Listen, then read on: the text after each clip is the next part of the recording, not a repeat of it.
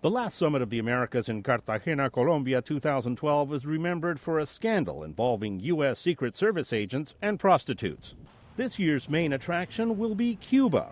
For the first time, a delegation from Havana will be at the table, something President Obama welcomes after his December announcement to end more than a half-century of isolation. Today, our shift in policy towards Cuba comes at a moment of renewed leadership in the Americas.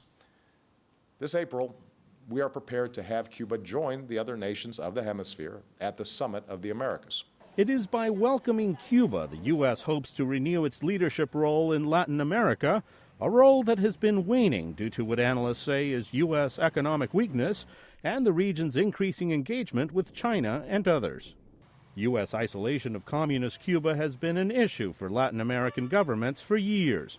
At the Cartagena summit, hemispheric leaders protested Washington's exclusion of Havana from the gatherings. Michael Shifter heads the Inter-American Dialogue in Washington.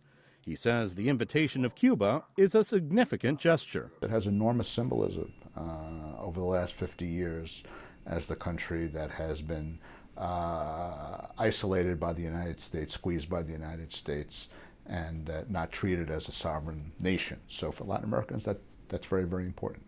But opponents of the U.S. rapprochement call Cuba's participation at the summit a setback for democratic ideals in the region, even in a grouping that includes imperfect democracies like Venezuela.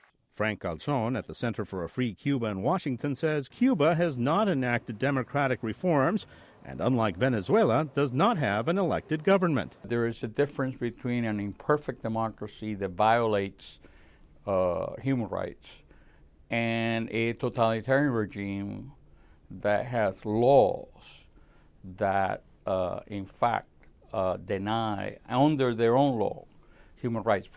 Cuba's participation at the summit in Panama will be largely symbolic. Washington still lists Cuba as a state sponsor of terrorism. Wayne Smith, a retired diplomat who once worked at what was the U.S. Embassy in Cuba and later at the U.S. Interest Section, says that needs to change before Cuba can be a full participant. They can come to the summit, but if we reach agreements at the summit that all the other members would be a party to, I'm not sure where that would leave Cuba and the U.S. There might be agreements that would be reached that we couldn't be parties to with the Cubans. President Obama wants Cuba off the terrorist list, but has yet to announce its removal.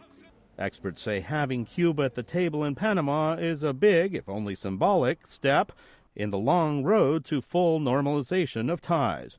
Luis Ramirez, VOA News, at the White House.